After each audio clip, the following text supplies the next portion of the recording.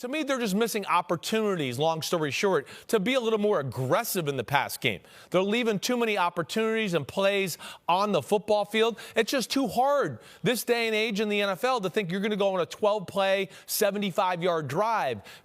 Drive after drive after drive all game long against defenses like the Buffalo Bills. You got to make some plays to take some pressure off of your offense. You got to make some plays and spread the ball around the field to make defenses defend the whole field. Most good offenses like the Buffalo Bills make you defend everything. You got to worry about a screen here, bomb there. Dawson knocks over the middle. Oh, a little run game. Oh, Josh Allen, the quarterback design run game. Right now, when you play Green Bay, you can almost defend them. Just keep everybody in the middle of the field and right by the RPOs, and you can pretty much stop everything that Green Bay has to offer.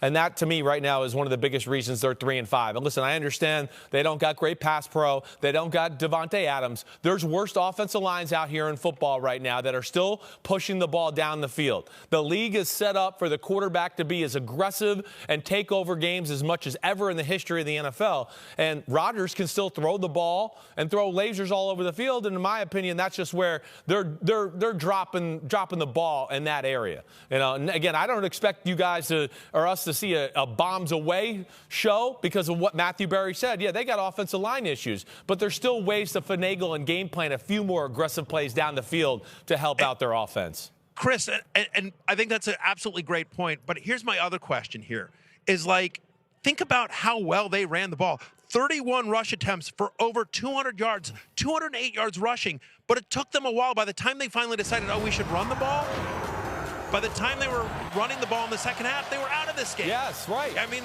it's what are you doing here? Agree it's with one thing to run the ball great with a lead. It's another thing to run the ball great when you have that big of a deficit and you can't get back into the game. This kind of strategy, right?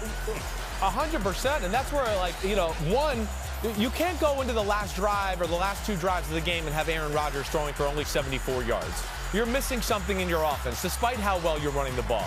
And then Matthew and Cris and Jac, I think you guys both make good points, too, about the run game. You go, well, where's some play-action pass that's tied into that? Yeah. Those are your best opportunities to protect the quarterback so he can sit back there and pat the ball one extra time when Dobbs is running down the field for a post. There's no marrying of those running plays with play-action passes either, and that's what bothers me about their offense, too.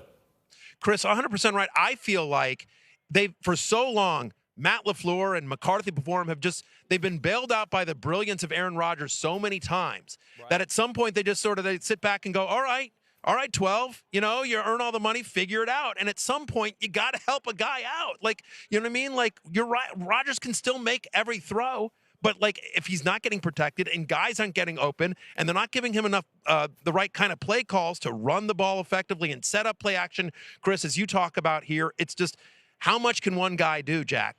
Can you have an explosive offense in the modern NFL when your two best playmakers are running backs? And that feels like the challenge they have. There's no tight end. Tunyon hasn't been a go-to target for him. Dobbs hasn't really trusted him. I know he had a great play tonight, but there's nobody on the outside. How often did he throw the football to Davante Adams? Now look at Josh Allen. It's not like he has a million weapons. He has Diggs down the field, though. He trusts him, and how many times did he win with them in this game when they needed it most? I'm sure if the Packers were here, they would say, look, we didn't have Randall Cobb in this game. We didn't have Alan Lazard. Christian Watson leaves with an injury in the game.